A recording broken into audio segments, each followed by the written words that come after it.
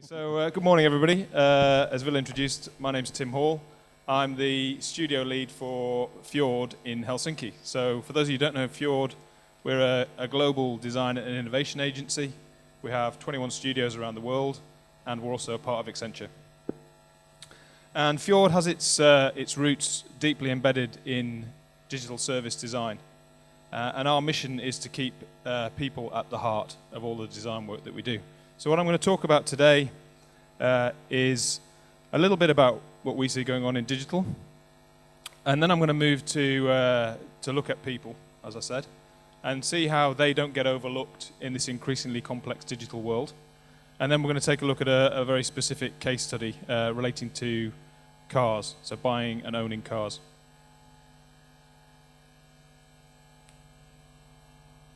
Okay, so it feels today very much like anything we can imagine we can actually build. And I thought I would test this theory by looking at some old science fiction films and some TV series. So we've probably all seen this, and I would guess the first time you saw it, you thought, this is just complete science fiction. This will never happen. But drones are now commonplace. Yeah, we see these around quite a lot. And robots are becoming a lot cheaper, and increasingly they can collaborate effectively with human beings.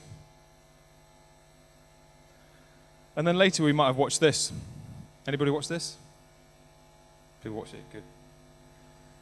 I watched it, I thought it was complete fantasy. But today, most cars you buy actually have some kind of connected system built into them. This Lexus Infiniti actually has two systems. It has one that's actually embedded inside the car, another one that connects through your mobile phone. And connected watches are commonplace now, so you can make a phone call with your watch very easily, like this Samsung device. And so you could call your car on your watch, and then your semi-autonomous car can come and rescue you, just like Michael Knight did in the TV show.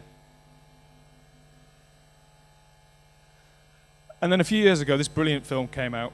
I hope some of you have seen it, called Her, which is about a man who falls in love with his operating system. Well, today we have Amazon Echo. So it sits in your home, gets to know you, and I know a lot of people in the US who are falling in love with their Amazon Echo, Alexa in this case. And last week, Google announced Google Home, which is a direct competitor to Amazon Echo. And actually, if you look at all of the big five digital players on the US West Coast, they all have some kind of automated assistant. So Facebook has Facebook M, which you interact with through Messenger. Microsoft has Cortana, and of course, Apple has Siri. And then we have our original supervillain, Dr. No, from the James Bond films. Today, we have Elon Musk. So he's our modern-day supervillain. He's super rich, has tons of money. He's elusive. He talks with an accent, and he's working on all kinds of brilliant projects to develop goodness knows what, electric cars, spaceships, and other things, which will come along, I'm sure. So things are moving really fast. It seems that digital is accelerating so fast that it's going ahead of things we can think of to do with it. And this is changing our expectations as a customer. This is the money bit, by the way. Villa. The money bit. We'll use an example in banking. Okay, so in the past, if you were a bank, you used to compete with other banks. Okay? Reasonably straightforward. But with digital, there are new players coming along who do a bit of what you used to do, but they do it with a far superior experience. And even worse than these guys, you've got other competitors. They're not even in your field, they're not even in your space, but they're raising the expectations that customers have of what they should expect from services. It might be customer services, it could be payment. Uber's a good example of this. I know it's not big here, but with Uber, you make the payment in the cloud, you get the receipt digitally, zero touch. You know, why shouldn't all payments be like that? So in this world where it feels like we can imagine anything we can make. And things are accelerating very fast. People are starting to expect magic. And as a small side point from a personal experience, I don't know if anybody's used the Google Translate app. I use it frequently because unfortunately I don't speak Finnish. But if you've got the app and you've not done so, or get the app, put it into camera mode and point your phone at a piece of text. And it can be text in a book, on a sign, on a screen, wherever. And simultaneously, it replaces that text in exactly the same style, in exactly the same place, but it changes the language to your choosing. If you haven't used it, get it. I've got to say, it's the closest thing to magic that I've ever seen on my phone. Okay, but with all of this change, we have to be super careful that we don't overwhelm ourselves as human beings. I often find it's quite overwhelming. All of these things are coming along. You've got to learn about them. You've got to interact with them. Sometimes it just feels too much. So what I want to look at now is some ways to address that and to ensure that as we move forward in this increasingly complex digital world, we keep people at the center. So to make services that people are going to love, we need to flip the thinking from what we can do and what we have done to what we need to do to keep people at the center. So how many times have you used a digital service and you've been let down or felt disappointed because it just doesn't work smoothly? And it's often in the micro moments. It's not a big thing. It might be just that you don't have the specific action you want to take or the data item you need at the key moment that you need it. And this typically is a result of evolutionary thinking. So a physical world process has been moved into the digital world, or old school IT thinking has just evolved an existing process, possibly giving it a beautiful looking user interface that's functionally flawed. So I'm going to give you some examples of how we can do this. And I think this is probably the best place to start with the Internet of Things. So it's there, it's coming, it's threatening to invade your home. And I'm sure there's lots of people the early adopters who love the new things they can do in their connected home. But for the mainstream, we need to flip the thinking from things to people and what people need. So, I mean, do we really need a mobile app that allows us to turn our lights on and off? Probably not, right? But having a service that understands what you need from lighting, understands you and the time of day when you need it, possibly by learning from your own behavior patterns, and then delivers that back to you with minimal intrusion at the exact time that you need it, maybe that could enhance your home. And the old school way of thinking of customer loyalty was about locking customers in. So making it undesirable for them to go anywhere else. So we need to flip the thinking to being loyal to customers and thinking about how we keep them because they want to stay with us. And an example that I'll give you here is some work we did with a Turkish telephone mobile operator, Turkcell. And they were struggling with engaging with their youth audience. It's a difficult audience to get to, and it's hard to keep them engaged. So we worked together with them and developed an app which used gamification and really thought about what was of value to this audience. And they launched it at a musical festival in Istanbul. And they made it central to the festival experience to the point where 14,000 of the 20,000 festival goers downloaded the app. And they used it for a variety of things. So they could vote on what Pharrell, who was the headliner, what he would wear on the stage, and you could check queues at the toilets and things like this. So it was giving value to the customers, and it was making it fun. It was applying gamification, so they got rewards through badges and other things. And it continued, and they continued to add new things all the time. So it was a very popular app. In the first month, there was over 100,000 downloads, and the scores were 4.5 plus on the app stores. And it's not just about customers. It's about employees too. So I would ask you, how many times have you questioned why the tools that you get at work are so bad? Right? I know I do. Somebody down there does as well. And many of you have probably used Amazon one-click ordering and been frightened by how easy it is to buy something. So why shouldn't it be like that at work? Example here is with a pharmaceutical company we worked with who had an SAP procurement system, which was 98% of users rated as unusable. It took a minimum of 28 clicks to buy even the simplest item. So we worked with them, we flipped the thinking, we put the employee at the center, what's important to the employee.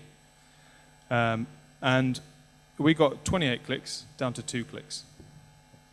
So that's what happens when you implement a system to remove people, to save costs. Yeah, you end up with something that's potentially unusable. And the value of this is not just in the time saving of the procurement item. It's also about employee engagement, which is becoming increasingly important in the war for talent. And then the final example, it never ceases to amaze me how easy it is to take something that should be clear and concise and turn it into something that's very complex and arcane. And I think the telephone bill is probably one of the best examples of this. Even to this day, my telephone bill, I have trouble sort of understanding it, what was in what month and what's now and what have I paid for, and yeah, it's complex. Right? I get it as an email, so that's a small step forward, I suppose. But you know, it's not a good thing, and it's not just about the information being difficult to consume. It's about the lost opportunity to delight your customer. Because if you, like me, believe that every interaction is branding, think what this is doing for your branding when you open a bill like this. So we worked together with the mobile operator 3 in Sweden to address exactly this problem. And we came up with a new digital service which gave absolutely up-to-the-minute real-time information about your usage, and it presented it in very simple form so you could see what was happening at a glance. And more than just providing the billing information, it allowed you to effectively try on different packages and bundles to see how that would affect your charges. And then when you found something that perhaps suited you better, then you could flip your service over to it. So those are some examples, some quick examples of how you could do it. I'm now going to go a little bit deeper into a specific case that we did. I'll apologize up front. This is from the US, so a lot of the data that you're going to see here is US related. But I feel it's still related. I mean, it's relevant here, and it's. I picked it really because it's a really good example of how physical, digital, and human come together. So it's about cars, right? And we've already touched on the fact that cars are a part of what's happening in digital. So there's lots of things going on. There are topical items. So I think it's quite relevant. The client was AutoNation. And they are the biggest vehicle retailer in the US. They have over 300 dealerships across the US. And we worked with them to help them understand what does digital mean for their future. I'm just going to cover 2 of the areas that we looked at. So one is the new dealership, which is all about buying a car. And then secondly, around the new ownership, which is owning a car. So, probably not a big surprise here. Digital is changing how we buy our cars. Again, probably not a big surprise. Increasingly information available online, and it's the natural starting point for many people when they're looking to buy a car is to get on the internet and start browsing about cars, about dealerships, about prices and so on. And all this information is shifting the power into the hands of the customer because they now know a lot more than they did in the past. And as a consequence of all this extra information they don't have to go to the dealership so much. So as a dealer, it's ever more important to be well represented in the digital domain. Perhaps a little bit more surprising is how many people would actually look to put the whole thing online, actually buy the car completely online. And even some of them would do so without ever having got behind the wheel and taken it for a drive. So, lots is changing, but lots of things are still the same. People still want to get the best possible deal they can for their car. So they will still spend a lot of time researching and finding out about it. In the past, that might have been through printed media. Today, it's online, but they're still doing it. And people still hate haggling. They just don't like it. So, some things are changing, some things are staying the same. Digital works for some people, not for everybody, and not all of the time. So the thing is, what do you do? What do you do if you're a dealership? And the key is getting the digital and physical to work together for human beings. So and this applies to any digital service. When you push into digital, you should be thinking about how you're going to enhance the human moments. Okay, so there's a lot of stuff dealers can do in the digital domain. They can make their websites really helpful and useful. They can give you information that helps you narrow down your decision or your choices and gets you closer to making a decision. But the power really comes when you are able to exploit the insights you get through those channels when you actually meet the customer in the dealership. And likewise, on the flip side, if you put yourself in the customer's shoes, then you can focus on the things that aren't so good, the pain points. So the negotiation, the waiting, the paperwork, the lack of transparency. There are lots of things that you can address and actually make the experience a much better one. And I would ask you just to sort of I guess most people here will have had an experience of buying a car. Just have a think about how that experience was. Was it a great experience? Probably not. I know I've never really had a great experience buying a car. I've had some good experiences, but they've always had really bad points in them. And those are the things I remember. And don't force digital, right? Don't make someone have to download an app or have to go to the website or whatever it might be. It'll inspire some people and it'll turn some people off. And tempting though it is, you should never use tech for tech's sake.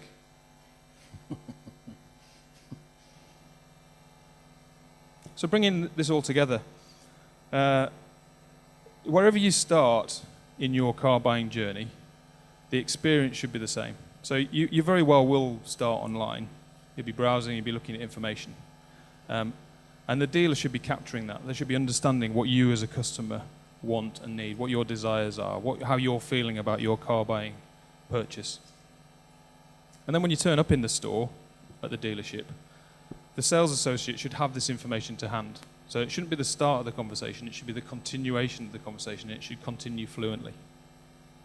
And then when you're back home or wherever you are, and you go back online, you should be able to see all of the things that you discovered while you were in the dealership. You should be able to see the cars you looked at. You should be able to understand about the lead time on ordering, about the options you may have discussed, about any offers that you've got. And then if you do need to call them, that information should all be there. Yeah? It should be a fluent conversation, a fluent dialogue all the way through. And in the background, the dealer should be monitoring any promises and commitments that are being made to ensure that those are being delivered on. Now, when I reflect on my experiences of buying a car in the past, it's never been anything like that. But if I went to a dealer who did that, I'm fairly sure I'd reward him with my loyalty. Okay, so moving to ownership. So in this case, it's the sharing economy we see is changing ownership. And young people in the US are jumping on the car sharing bandwagon in big numbers. Nearly a third of them are either doing it already or intend to do it within the next year. And across all walks of life, people are starting to value the benefits of access over ownership. And this is going to continue. The forecasts are that a significant number of car miles are going to be driven through some kind of sharing surface. But we're human beings at the end of all of this. And we love our things. I'll use an example. I think I'll just sort of jump industries now actually to music, where sharing has had a significant impact. And as a child in the 70s, I grew up with vinyl. And it took me a long time to move from vinyl to CDs because CDs they're just not as nice to own. They're smaller and they're less personal. And then when streaming and MP3 came along, again, it took me time to move over, particularly in terms of MP3s. I wasn't really owning something physical. I really wanted to have that physical thing. Today, I listen to probably 90% plus of my music on Spotify, but when I really love a piece of music, I will go out and buy that on vinyl. And it's the same, actually, with the Helsinki bike, the city bike thing that's just come out. I'm a big fan of that. I've signed up straight away, and I've used it almost every day since then. And but I have several bikes at home, and I haven't thought at any point that it's going to replace my bikes. I'm going to keep those bikes. So it's added a new thing to my life, to my experience. And it's not just old guys like me that love cars. Young people love their cars too. And actually the young people are the ones who are driving the most these days, which came as a bit of a surprise to me. And the sharing economy will not be the only economy. And when you live in a city, it's very easy to sort of think how it can work. But as you move out of the city, it becomes far more difficult to make it viable. And you get to the point where people both want, but also need to have a car. And a recent study in the US shows that the sharing economy so far is having virtually no impact in terms of the new car market. So at the end of it, we are what we own, and we want to continue to own things because we apply self-expression to the things that we value most. Now, I haven't really touched on autonomous cars. They're not here yet, but they're coming, and inevitably they will have a massive impact in sharing, possibly more than we've seen so far. But when you get down to it, we will always want to own our own experience. So sharing will definitely change things, there's no question about that. But we will want to continue to own things as well. And the people who are going to be successful in this new era are the ones who put humans at the center and really think about what we value, what we need, what we feel, and are able to deliver on that. So I'm going to close in a similar way that I started at the movies. This is the Griswold family in National Lampoon's Summer Vacation. For those of you who haven't seen this film, it's about a dad, Clark Griswold, trying to give his family the ultimate family experience. And for those of you who've seen it, you will know it's about as far as you can get from flawless execution as is possible. And I think for that reason, it's fair to say that Clark didn't really flip his thinking. But his relentless pursuit to give his family a great holiday experience won in the end. And I think that's what we need to do as designers. We need to be relentless in ensuring that we are primarily driven by the needs and feelings of humans. Thank you very much.